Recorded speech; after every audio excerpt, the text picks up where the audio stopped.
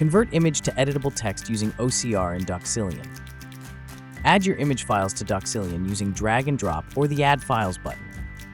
Click Select All on the toolbar. Then, choose TXT as the output format from the drop-down menu at the bottom. Click the OCR button in the Home tab to begin converting your images into editable text. Continue watching this tutorial for more details on how to convert image to text with Doxillion. Optical Character Recognition, or OCR, is a powerful technology that converts image files containing text, such as JPG or PNG formats, into editable formats like TXT or DOCX. To begin, add your image files to Doxillion.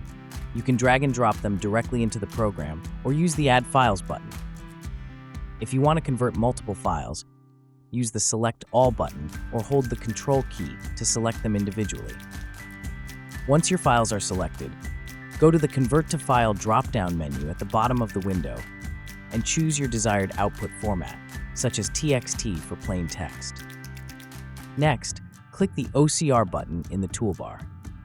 Doxillion will then process the images and extract the text into editable form. When the conversion is complete, click Open Folder button to view your newly converted files.